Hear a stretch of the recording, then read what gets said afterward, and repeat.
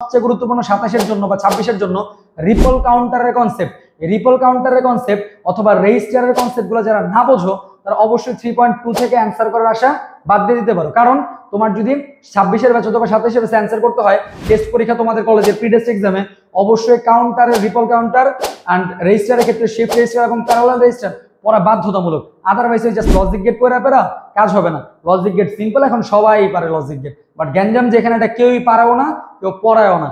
আসসালামু আলাইকুম, আমি আইসি রিশাদ স্যার। তো আজকে আমরা আলোচনা করব যশোর বোর্ড 2023-এ আসা অত্যন্ত গুরুত্বপূর্ণ একটি প্রশ্ন নিয়ে, যেখানে মূলত আমাদের সার্কিট রিলেটেড বিষয়ের কিছু গুরুত্বপূর্ণ বা একটু ডিফারেন্ট টাইপের কিছু টপিক বা সার্কিট নিয়ে আলোচনা করা হয়েছে।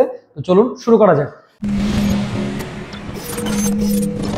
তো আমরা যদি দেখি যশোর বোর্ড 2023-এ মূলত একটা সার্কিট দেওয়া আছে, যে সার্কিটের মধ্যে কিছু ক্লক ইনপুট দেওয়া হয়েছে, ক্লক পালসের সংখ্যা যেটা বলা হয়, যেখানে মূলত XYZ তিনটা কাউন্টার সিস্টেম কাউন্ট ব্যবহার করা হয়েছে এবং এইখানে একটা ডায়াগ্রাম বা বক্স তৈরি করা হয়েছে। বক্সের ভিতরে 3টে ইনপুট দেওয়া হয়েছে এবং 8টা আউটপুট বের করা হয়েছে। এখন 3 নাম্বার প্রশ্নে বলছে যে উদ্দীপকের ডট ডট বেসিসের স্থানে, অর্থাৎ এই যে ডিভাইসটা, এই ডট ডট বেসিসের স্থানে যে ডিভাইসটা আছে তার ব্যাখ্যা করতে বলছে। তাহলে এই যে ডট ডট বেসিসের স্থানে যে সার্কিটটা দেওয়া আছে, এইখানে যদি আমরা খেয়াল করি এই সার্কিটটাতে মূলত ইনপুট দেওয়া হয়েছে 3টা এবং আউটপুট পাওয়া হয়েছে কয়টা? 1 2 3 4 5 6 7 8, অর্থাৎ 3টা ইনপুট দিয়ে 3 ইনপুট প্রদান করে আউটপুট কয়টা পেয়েছে? মূলত আউটপুট পাওয়া গেছে 8টা। তাহলে কথাগুলো বুঝো, 3টে ইনপুট দিচ্ছে, 8টা আউটপুট পেয়েছে। তার মানে যদি আমরা n সংখ্যক এখানে ইনপুট দেখি তাহলে আউটপুট কয়টা? 2 টু দি পাওয়ার n। তার মানে 3টে ইনপুট দিলে 2 কিউব, দ্যাট মিন্স 8। এখন আমরা যদি খেয়াল করি n সংখ্যক ইনপুট দিয়ে 2 টু দি পাওয়ার n সংখ্যক আউটপুট পাওয়া যায় কোন সার্কিটের ক্ষেত্রে? মূলত ডিকোডারের ক্ষেত্রে। এখন যদি আমরা দেখি তাহলে এই যে ডট ডট বেসিসের যে এরিয়াটা আছে সেটা কি বলা হয়? মূলত ডিকোডার। এখন 3 নাম্বার প্রশ্নে বলছে এই ডিকোডারকে ব্যাখ্যা করতে বলছে। এখন যদি আমরা খেয়াল করি এটা যেহেতু একটা ডিকোডার ছিল, তাহলে ডিকোডারের মধ্যে অর্থাৎ গ নাম্বারের জন্য আমরা যদি খেয়াল করি ডিকোডারের একটা ডায়াগ্রাম যেটা আমাদের দেওয়া আছে, যে যেহেতু আমরা ফাইন্ড আউট করছি, প্রথম কথা হচ্ছে এটা হচ্ছে একটা ডিকোডার। এন্ড আমরা জানি ডিকোডার জিনিসটা কি, যে সার্কিটের সাহায্যে মানুষের ভাষাকে না, যন্ত্রের ভাষাকে মানুষের ভাষায় রূপান্তর করা হয়। যে সার্কিটের সাহায্যে যন্ত্রের ভাষাকে মানুষের ভাষায় রূপান্তর করা হয় তাকে মূলত কি বলা হয়? ডিকোডার বলা হয়। অর্থাৎ কোন একটা যান্ত্রিক ভাষা অর্থাৎ 0-1 দিয়ে গঠিত কোনো ভাষাকে মানুষের ভাষায় রূপান্তরের জন্য ডিকোডার ব্যবহার করা হয়। এবার যদি দেখি এটা ডায়াগ্রাম, তাহলে ডায়াগ্রামের জন্য আমরা ডায়াগ্রামে একটা বক্স ক্রিয়েট করলাম, যেখানে আমরা ইনপুট প্রদান করবো কয়টা? 3টা, 1 2 3, আউটপুট 1 2 3 4 5 6 7 8। তো সেই ক্ষেত্রে আমরা যদি দেখি এটা হচ্ছে কি 3টা আউটপুট ইনপুট দিয়ে কয়টা আউটপুট পাইছে? 8টা। এটাকে কি বলতেছে? ডিকোডার। এখন যদি আমরা দেখি এই ডিকোডারের আমরা কি বানাতে পারি? সত্যক সারণী, টিটি। এবার যদি খেয়াল করি এখানে যেহেতু আমরা ইনপুটগুলো দিচ্ছি এদের নাম দিতে পারি আমরা। আমি ইনপুটের ভিতরে এদের নাম দিলাম E1 E2 E3। তাহলে সেই ক্ষেত্রে আমরা এখানে E1 E2 এবং E3 ইনপুট হিসেবে দিলে আউটপুট পেতেছি আমরা D1 D2 D3 D4 D5 D6 D7 and D8। এখন প্রথম প্রশ্ন দিতে, স্যার আপনি ই অথবা ডি কেন লিখলেন? এখানে ই আর ডি লেখে কি নিয়ম? আপনারা যেটা করেন সেটা এখানে লিখেন হচ্ছে XYZ আর এখানে লিখেন ABCD। তো এইটা আমার আবার পছন্দ না। বিষয়টা এরকম, আমি যেহেতু ডিকোডারের ডায়াগ্রাম ক্রিয়েট করতেছি, তো ডিকোডারের ভিতরে যাই আউটপুট হিসেবে আসবে সেটা ডিকোডেড ভাষা আসবে, আর ডিকোডেড ভাষাটাকে আমি ডি দিয়ে প্রকাশ করছি। আর ইনপুটে যেহেতু যাবে মানুষের ভাষা, সেটাকে XYZ দিয়ে প্রকাশ করতে পারি, আবার E1 E2 E3 দিয়ে প্রকাশ করতে পারি। এখন এই জায়গাটা যেহেতু XYZ দেওয়া আছে, তো আপনি XYZ দিয়ে করলেও মাথায় ই মনে রাখেন, কারণ ই দ্বারা কি বুঝে? এনকোডার। এনকোডার মানে কি? যার সাহায্যে মানুষের ভাষাকে যন্ত্রের ভাষায় রূপান্তর করা হয়। তাহলে সেই ক্ষেত্রে ই যদি যন্ত্রের ভাষা হয়, ইনপুটে তো যন্ত্রের ভাষায় যেতেছে, তাহলে এখানে XYZ একটা যন্ত্রের ভাষা হিসেবে কাজ করে। তো আপনি এখানে E1 E2 E3 লিখলেও চলবে, আবার XYZ লিখতে চলবে। যেহেতু উদ্দীপক XYZ আছে আমি আপাতত E1 E2 E3 মুছে দিলাম। এন্ড আউটপুটে যেহেতু মানুষের ভাষা পাইছি, এন্ড মানুষের ভাষাকে আমরা কি দিয়ে প্রকাশ করছি? ডি দ্বারা। এবার যদি খেয়াল করি এটার জন্য আমরা সত্য সারণী একটা তৈরি করতে পারি ঘর। যেহেতু আমাদের ডিকোডারে হচ্ছে, আমাদের যেহেতু এনকোডারে 3 চলকের মান ব্যবহার করেছি, 3 চলকের মান, এন্ড 3 চলকের জন্য আমরা সত্য সারণী ঘর করে ক্রিয়েট করতে পারি 1 2 3 4 5 6 7 8 এন্ড দেন 9। এবার যদি খেয়াল করি এখানে ইনপুট দেওয়া হয়েছে কি কি? X Y এবং Z, এবং আউটপুট কি পাওয়া গেছে? D1 D2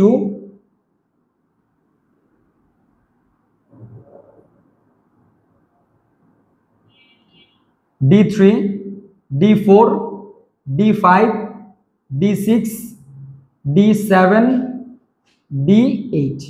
এখানে দেখেন যে আমরা 8টা ঘর ক্রিয়েট করলাম। এখন যদি আমরা খেয়াল করি এই জায়গাটায় আমরা ইনপুট হিসেবে এখানে কি দিছিলাম? XYZ XYZ, এবং আউটপুট হিসেবে কি পাইছি আমরা? D1 D2 D3 D4 D5 D6 D7 D8। অনেকে আবার এটা কাউন্টার সিস্টেম 0 থেকে স্টার্ট করে, তো আমি 1 থেকে স্টার্ট করছি। আমি কোন জায়গা থেকে স্টার্ট করব, নাম কি দিবে, এগুলো কোনো ফ্যাক্টই করে না, বাট বোঝার জন্য আমি ডি ইউজ করছি, এবং সেটা আগে থেকে তোমাদের ইন্ডেক্স নাম্বার 0 থেকে ইউজ করতে হবে এমন কোনো কথা নেই। এখন যদি দেখি ইনপুটের মধ্যে ডিকোডার যেহেতু যন্ত্রের ভাষাকে মানুষের ভাষায় রূপান্তর করে, তার মানে এখানে আমরা ইনপুট হিসেবে কি দিব, যন্ত্রের ভাষা। এখন আমরা জানি যন্ত্রের ভাষা কোনটা ছিল, মূলত বাইনারি, যেখানে আমরা 0 এবং 1 ব্যবহার করতে পারি। তাহলে সেই ক্ষেত্রে এখানে XYZ এর ভ্যালু কি আসবে, 0 1 0 1 0 1 0 1 0 0 1 1 0 0 1 1 0 0 0 0 1 1 1 1। এই যে এখানে যে ভ্যালুগুলো বসেছে বাইনারি ভ্যালু, এই যাবতীয় টেকনিকগুলো জানার জন্য আমাদের যে প্লে লিস্ট আছে 3.1 এ, সেটা চেক করে আসতে পারো। এন্ড ডিকোডারের ভ্যালুটা আসছে কত আমাদের 1, বাকিগুলো হচ্ছে লাইক ক্রস সংখ্যক 1, এই 1 1 1 1 1 1 1। এই যে তোমরা অলওয়েজ যে ক্রস সংখ্যক 1 বসাও, এই রিজনটা কি, এই 1 গুলা কেন এই ক্রসে বসাইতে হয়, অন্য কোনো ক্রসে কেন বসানো যায় না, অথবা ভাবে ক্রসেই কেন বসানো হবে, অন্য কোনো ওয়েতে কেন বসানো হয় না, বাকি সংখ্যাগুলোকে 0 ধরা হয়। কারণ কথা হলো বাকি সংখ্যাগুলোকে কেন 0 ধরা হয়, এই যাবতীয় কোশ্চেনগুলো জানার জন্য আমাদের অনলাইন এবং অফলাইন কোর্সগুলোতে জয়েন করতে পারো দ্রুত। এবং তুমি এই সকল কোশ্চেনগুলো তোমার টিচারকে জিজ্ঞেস করতে পারো, সে তোমাকে ইগনোর করে যেতে পারে যে এসবের প্রয়োজন নাই, তোমার একটাই কোশ্চেন থাকবে যে কি প্রয়োজন বা কি প্রয়োজন নেই, সেটা তো প্রয়োজন না, আমি জাস্ট জানতে চাইতেছি বোঝার জন্য, আমি জাস্ট নিয়ম বা মুখস্থ এরকম কিছু করতে চাই না। আর যদি উত্তর জানা না থাকে তাহলে অবশ্যই আমাদের কমেন্ট বক্সে জানাতে পারো, উত্তর দেওয়া হবে। এবার যদি দেখি এখানে আমাদের এই মানগুলো পাওয়া গেছে, এখন আমরা কি করব, D1 2 3 4 5, আমার যেহেতু জায়গা নেই পাশে, আমি বাম পাশে করতেছি, D1 2 3 4 5। এখন যদি দেখি আমাদের D1 D2 D3 D4 D5 D6 D7 and D8। আমরা যদি খেয়াল করি D1 এর ভ্যালু যদি আমরা খেয়াল করি, D1 বরাবর আমাদের তিনটা ভ্যালু দেওয়া আছে, x y এবং z, তিনটা মানে যদি অ্যানালাইসিস করি তিনটা ভ্যালু কত দেওয়া আছে, 0। এন্ড আমরা জানি যদি কোনো একটা ভ্যালু 0 দেওয়া থাকে তাহলে এটা আমরা কি করতে পারি, পূরক করতে পারি। তাহলে পূরক করলে তখন কত আসবে, x বার ডট y বার ডট z বার। এখন কথা হলো এটা কেন গুণ আকারে থাকে এবং এখানে কেন পূরক আকারে আসছে, এই বিষয়টাও তোমাদের টিচারদের জিজ্ঞেস করে জেনে নিবা। না জানলে অবশ্যই আমাদের অনলাইন এবং অফলাইন পেড কোর্সগুলোতে জয়েন করো দ্রুত। এরপরে যদি দেখি আমরা D2, তাহলে D2 এর কত আসবে, x bar y bar z। D3 এর জন্য কত আসবে আমাদের, x বার y z বার। দেন D4 কত আসবে, x bar y z। D5 এর জন্য কত আসবে, x y বার z বার। D6 এর জন্য কত আসবে, একই সাথে হচ্ছে D6 এর জন্য এক সেকেন্ড, 1 2 3 4 5 1 2 3 4 5, দেন 6 এর জন্য কত আসছে, x y বার z। 7 এর জন্য কত আসছে, x y z বার। এটার জন্য x y z। এবার যদি খেয়াল করি এখন এটার উপর ভিত্তি করে আমরা কি বানাতে পারি, সার্কিট। আমি জাস্ট এখান থেকে একটু মুছে দিতেছি, প্রথম পার্টটা মুছে দিতেছি। এখানে আমরা যদি ইনপুট হিসেবে x y z ধরছি, তবে এখানে লিখে দিতেছি x y z। এবার যদি দেখি আমরা x y z এর জন্য আমাদের যদি তিনটা পূরক মান দেওয়া আছে, তাহলে তিনটা পূরকের জন্য আমরা সার্কিটের তিনটা কনসেপ্ট তৈরি করলাম বা তিনটা তার নিয়ে নিলাম। একটা নাম হচ্ছে কি x, আরেকটা নাম হচ্ছে কি y, আরেকটা নাম হচ্ছে কি z। তাহলে সেই ক্ষেত্রে যদি খেয়াল করি এদের আবার পূরক মান আছে, পূরকের জন্য নট গেট, আউটপুট বের করলাম, এগেইন নট গেট, আউটপুট বের করলাম, এগেইন নট গেট, আউটপুট বের করলাম। So it was x bar y bar z বার। এবার যদি আমরা দেখি এখানে আমাদের প্রথম যে ভ্যালুটা আছে D1, এদের মধ্যবর্তী সম্পর্ক কি আছে, গুণ। এন্ড আমরা জানি গুণের জন্য কোন গেট, এন্ড গেট, ক্রিয়েট করলাম and. It was for x bar y bar z bar, দিলাম x bar y bar z।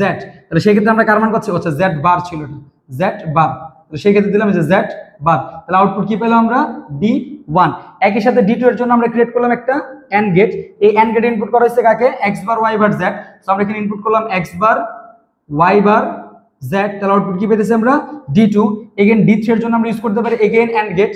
এখানে কি আছে, x বার y z বার। সো আমরা ইউজ করলাম x বার y, আর এটা কি আছে, z বার। তাহলে এটা আসছে D3।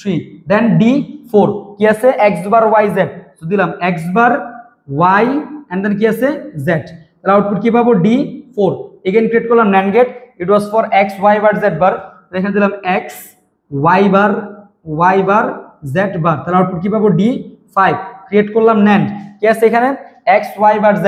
তাহলে এখানে ইউজ করলাম আমরা x y বার z, দিলাম আউটপুট D6। এগেইন ক্রিয়েট করলাম NAND gate, it was for D7 x y z bar. তাহলে it was x y z bar. তাহলে আউটপুট কি পাবো, D7। 7, তারপরে কি আছে x y z, again create করলাম ন্যান্ড গেট, এখানে কি আসবে এক্স ওয়াই জেড, আউটপুট পাবো D8। এই হচ্ছে আমাদের 3 নম্বরের উদ্দীপকের অ্যান্সার। যদিও কোশ্চেনটা বিশাল বড় ছিল বাট খুব সিম্পল ছিল, একদম সিম্পল ওয়েতে 4 মার্ক পেয়ে যেতে পারো, অর্থাৎ বা 3 মার্কস পেয়ে যেতে পারো। এই টাইপের কোশ্চেন তোমাদের অ্যাভেলেবেল আসে, বাট যদিও এটা 25 সাল পর্যন্তই, কারণ 26-27 এর স্টুডেন্টদের জন্য এই টপিকটা স্কিপ। বাট নিচের যে টপিকটা দেওয়া আছে আমাদের 4 নম্বর যে কোশ্চেন, যে উদ্দীপকের চতুর্থ পঞ্চম সপ্তম ক্লক পালসের প্রয়োগে এক্স ওয়াই জেড এর মান কি হবে, এই কোশ্চেনটা 27 এর জন্য 26 এর জন্য মোস্ট ইম্পর্টেন্ট কোশ্চেন, অর্থাৎ কাউন্টার থেকে কোশ্চেনটা অবশ্যই খেয়াল রাখবা। 3 নম্বর যদি কেউ বুঝতে অসুবিধা হয় 25 এর ব্যাচে তোমরা দেখে নিতে পারো ভালোভাবে। এবার যদি আমরা দেখি 4 নম্বর কোশ্চেনটা যদি আমরা সলভ করতে যাই, তাহলে 4 নম্বর কোশ্চেনের ক্ষেত্রে আমরা কি বলছি এখানে, যে উদ্দীপকের চতুর্থ পঞ্চম সপ্তম ক্লক পালসের জন্য ক্লক পালসের প্রয়োগে এক্স ওয়াই জেড এর মান, এক্স ওয়াই জেড এর মান, এখানে যদি আমাদের ক্লক দেওয়া হয়েছে, আমরা যদি খেয়াল করি এখানে এক্স ওয়াই এবং জেড তিনটার কথা বলছে, এক্স ওয়াই জেড। এই ক্ষেত্রে এটা হচ্ছে কি মূলত আমাদের কাউন্টার সংখ্যা, মূলত কাউন্টারের মাধ্যমে কি করা হয়, যার মাধ্যমে মূলত ক্লক পালসের মাধ্যমে বাইনারি মান গণনা করা যায়, বাইনারি সংখ্যা গণনা করা যায়, তাকে কি বলা হয় মূলত ক্লক পালসের গণনা বলা হয়। এই ক্লক পালসের ক্ষেত্রে মূলত আমরা যদি খেয়াল করি এখানে n সংখ্যক ইনপুট প্রদান করলে মূলত এর মাধ্যমে 2n সংখ্যক গণনা করা যায়, কি করা যায়, গণনা করা যায়। তার মানে এখানে যেহেতু আমাদের এক্স ওয়াই জেড তিনটা সংখ্যা আমরা ইনপুট হিসেবে প্রদান করলে, তাহলে আমরা গণনার জন্য কয়টা মান পাবো, 2 কিউব বা 8টা বাইনারি মান গণনা করতে পারবো। আমরা ক্লক পালস কি বলছি বা কাউন্টার কি বলছি, যার সাহায্যে বাইনারি মান গণনা করা হয়, একটা সিকোয়েন্সিয়াল পদ্ধতিতে বাইনারি মান গণনা করা হয়, তাকে কি বলা হয়, কাউন্টার। যেখানে n সংখ্যক ইনপুট প্রদান করলে 2n সংখ্যক গণনা করা যায়। এই জায়গায় তোমাদের বই আবার দেওয়া আছে 2n-1 সংখ্যক, অ্যাকচুয়ালি 2n-1 হবে না, এটা 2n হবে, 8টা মান গণনা করা যাবে যার ভ্যালু হবে বাইনারির 2n-1, অর্থাৎ 0 থেকে 7 পর্যন্ত। 0 থেকে 7 পর্যন্ত 8টা মানই আছে, তো এই 8টা মানের কথাই বলছি। এবার যদি খেয়াল করি বাইনারি 8টা মান, মানে 3 চলকের জন্য যদি আমরা খেয়াল করি, এখানে আমরা ক্রিয়েট করতে পারি 3 চলকের একটা সত্য সারণী x y এবং z। তাহলে এখানে আমরা কি করলাম, একটা সার্কিট। এবার যদি দেখি এই সার্কিটগুলো আমরা কি করব, একটা ইনডেক্স নাম্বার তৈরি করব, যে করলাম ইনডেক্স নাম্বার। যেখানে আমরা যদি খেয়াল করি এটা হচ্ছে আমাদের প্রথম ইনডেক্স, সেকেন্ড ইনডেক্স 3 4 5 6 7 8। এবার যদি খেয়াল করি আমরা এখানে আমাদের ইনডেক্স নাম্বার কত দেওয়া আছে, এটা আমাদের মূলত 0 number index, 1 index, 2 index, 3 index, 4 5 6 7। Computerised বা হিসাব নিকাশের প্রোগ্রামিং ক্ষেত্রে যাবতীয় হিসাব নিকাশ করা হয় ইনডেক্স নাম্বার দিয়া, আর প্রত্যেক ইনডেক্স নাম্বার শুরু হয় কত থেকে, 0 থেকে স্টার্ট হয়। দ্যাটস আমরা এখানে ইউজ করছি 0। বাইনারি ভ্যালু যদি ইউজ করি আমরা 0 1 0 1 0 1 0 1 0 0 1 1 0 0 1 1 0 0 0 0 1 1 1 1। এই যে কাজটা ঘটাইছি এটারে কি বলা হয় মূলত আমাদের বাইনারির এই যে গণনা করা। আর এই গণনা করার জন্য একটা সিস্টেম ইউজ করা হয়, একটা ডিভাইস ইউজ করা হয়, তাকে কি বলা হয় মূলত আমাদের কাউন্টার। তার মানে যে উপরের যে আমাদের টপিকটা দেওয়া আছে ক্লক পালসের, এটাকে আমাদের কি বলা হচ্ছে মূলত কাউন্টার। এখন কাউন্টারের মাধ্যমে মূলত এক্স ওয়াই জেড 3টা বিট দেওয়া আছে, তাহলে 3 বিটের জন্য আমরা গণনা করলাম। এখন আমাকে প্রশ্ন বলছে 3 বিটের কত কত বলছে, চতুর্থ পঞ্চম এবং সপ্তম। তাহলে আমরা যদি খেয়াল করি যে চতুর্থ ভ্যালু কার জন্য, চতুর্থ ভ্যালু মূলত আমাদের এক্স ওয়াই এবং জেড এর জন্য। তাহলে এক্স ওয়াই জেড এর যদি আমরা চতুর্থ ভ্যালু দেখি, এখানে কত নাম্বার চতুর্থ ভ্যালু আছে, তাহলে 0 1 2 3 4 5 6 7, 7টা ভ্যালু 0 1 2 3 4। তাহলে চতুর্থ ভ্যালুটা কত হচ্ছে 1 0 0। এই যে এক্স এর ভ্যালু হচ্ছে 1, ওয়াই এর ভ্যালু 0, জেড এর ভ্যালু 0 1 0 0। তারপরে বলছে আমাকে পঞ্চম ভ্যালু, তাহলে আমরা যদি পঞ্চম দেখি 0 1 2 3 4 5, তাহলে 5 এর জন্য কত আছে 1 0 1 1 0 1। এবং সপ্তম ভ্যালুটা আমাদের কত দেওয়া আছে 0 1 2 3 4 5 6 7, তাহলে 1 1 1। ইট ওয়াজ 1 1 1। That's it.